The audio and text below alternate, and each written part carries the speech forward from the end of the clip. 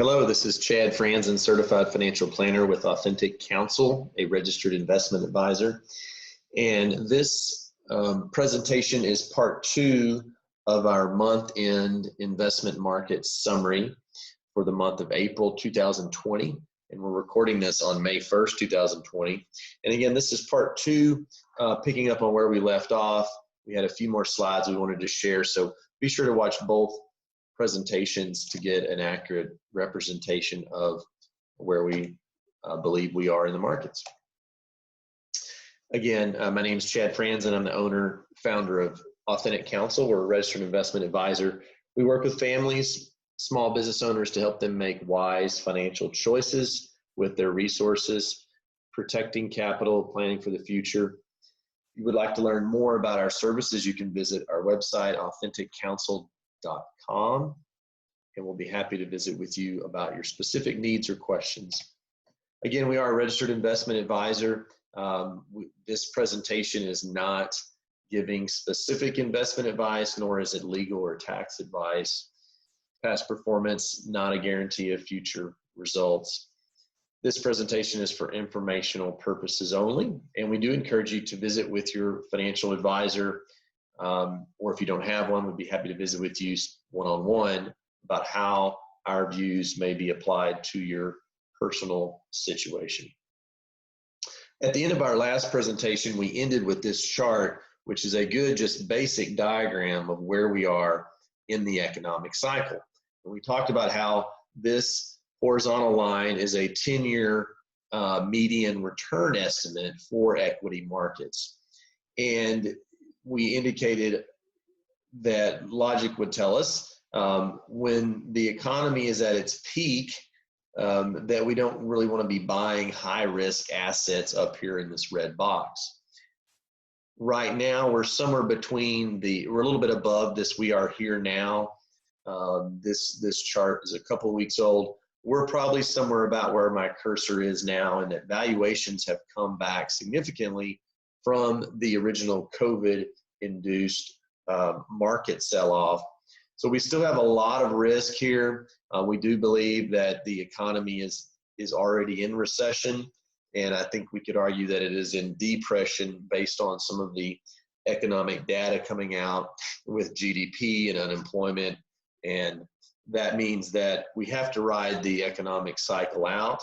So we need to be proactive in how we invest resources. And it also is a remander that we need to have a financial plan in place where we understand what we own and why we do what we do and how we manage risk on that. So a couple other slides that I want to show in part 2 of this presentation is this particular chart shows the S&P 500. It shows the median price to earnings ratio. And what you'll see, this goes back to 1965. You'll see how price to earnings ratio, how that works over time. Now, on the lower half of this chart, what's helpful is when we get at different levels where the stock market is very overvalued to overvalued to average, median, to being bargain level. So a lot of people will ask us, well, when's a good time to buy? And no one has the crystal ball, but here's just some statistics on that. Again, this is looking at the median price to earnings ratio of the S&P 500 over a 56-year period. That median was 17.3, which is this blue line here. Now, as of the end of the first quarter, the median level was below where the markets were. And in fact, with the month of April, this line has gone back up higher. So the ratios are still much higher, meaning valuation levels are still expensive, particularly given the economic data that's coming out about how severe the economy is contracting, how many jobs are being lost, how many businesses are having to close down permanently on that. So we don't believe that the markets represent an amazing value right now. And what you'll see in this bottom section is that the S&P 500 today at this recording is down around 2,800, 2,850, 2,900 level is where it's been bouncing. If the S&P 500 broke above the resistance at the levels it's facing now, and it got up to around 3,000, 3,100, that would put it up in this, what we call the overvalued area. Really the median or fair value average would be around 2,370, 2,450, somewhere in that on the S&P 500 we would calculate as fair value on that. So clearly when we're looking at how good of a bargain is the market, we have to take this into account. And this is just to give us perspective on where we are valuation-wise in the market. So it's definitely still well above fair value. We think there's still some lowering of valuations that we'll see. I don't know that we'll retest the March 23rd lows, but we would expect and hope that this number would come back down to more the average median, where it would be better long-term investing for average clients. And again, this chart is just a continuation of the previous one. You know, we're really, we're at these top levels of the trend line, and we would really like to buy below where this blue line is, as this chart points out. We're still at very high levels, and as the economic data continues to come out, I think we'll realize that valuation-wise, the stock market is not in touch with the reality with how severe a lot of the economic impact is going to be from the coronavirus.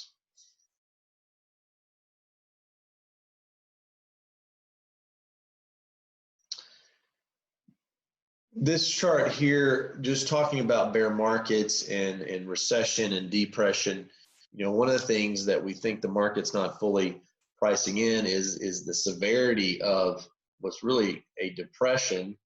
This pink and red diagram just looks at the G20 economies.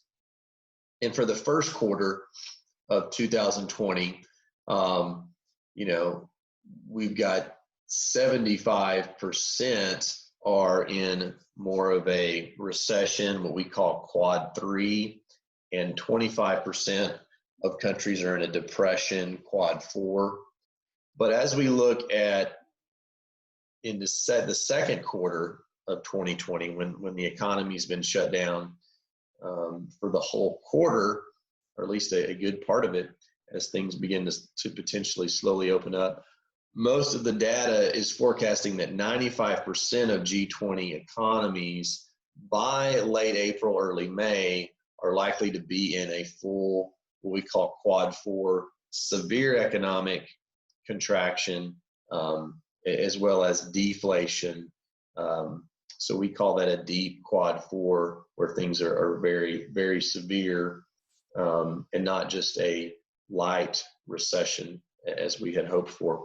So again, that obviously, you know, we want to be mindful of that as business owners and investors of how do we protect our businesses and our investments during those what's very tough economic data that's coming out. As we've alluded to before, you know, when we buy is as important as what we buy when we invest in the market. Well, this is really, if we look at the S&P 500 and long-term bonds, you know, right now, you know, bonds, it's a lot safer for us to be in risk-free assets such as government bonds, gold, the US dollar, healthcare, consumer staples. Those are the types of assets that are going to provide us the most protection during this time of economic uncertainty. And what you'll see is that, you know, depending on where you are in the cycle, the higher this blue bar, the, you know, valuations dictate what your long-term returns are going to be on that. So, you know, 10-year expectations for the stock market right now are pretty low because of how high valuations still are on that. So again, what that leads us back to is we want to be mindful of what type of assets we should be investing in. The stock market is just one type of asset we can invest in. There are many different types of markets that we invest in, from the fixed income market to the currency market. There are, a lot of investments that we can protect capital and make decent returns on without having to be 100% in stocks. This chart here just shows the market, how the market does lead the economy. The market is a predictive indicator. It's forward-looking. Historically, the stock market bottoms 4 months before a recession ends. Now, depending on how long the recession is, this is what we use to forecast. The market will definitely bottom, we think, in our opinion, before the economy comes out of a recession.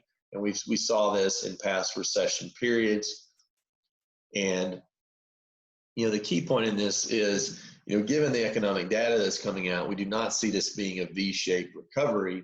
We think that it's probably going to be a few months before the stock market finally finds a bottom and starts working it out. We don't really see the V-shaped recovery for that. You can see that on this time continuum, these are several months, right? So 4 months before, on average, the recession ends, that the market precedes it by bottoming.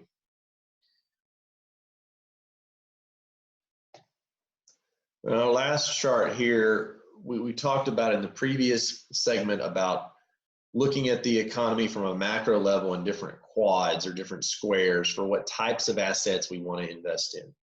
We don't believe that just putting our money in a broad index and not looking at it or managing it is a healthy way to protect your capital or achieve higher long-term rates of return. So depending on where the market is, and again, this is for illustrative purposes only, the sections in green are investments that you would buy as a long investments, and the investment asset classes in red are ones that you would either stay away from or you would short them to profit from them going down on that. So currently, in a quad 4 environment, a deflationary period, which we believe we are in, our target allocation would be only around 30% in equities. We would have 10% in commodities or real assets. We would have 10% in currencies and 50% in fixed income. And primarily the fixed income is U.S. government bonds of different durations right now. So again, there's different asset allocation models, and you do want to customize this to your age, your risk tolerance, your investment objectives. But I think it's important to note as we conclude this video that you really want to work with a financial advisor to make sure you understand what your financial plan is, first and foremost, and then evaluate how do you have a actively managed portfolio that can take advantage of what types of asset classes to be in, and also which ones to avoid, because you can recover from a 10 or 15, 20% loss. What most people cannot avoid is being down 30, 40, 50%.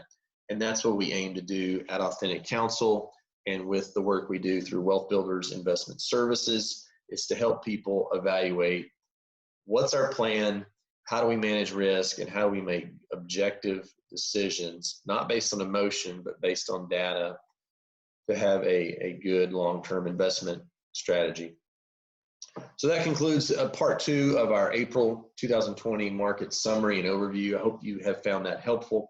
If you'd like more information, if you'd like a second opinion on how you are currently invested, we'd be happy to help you.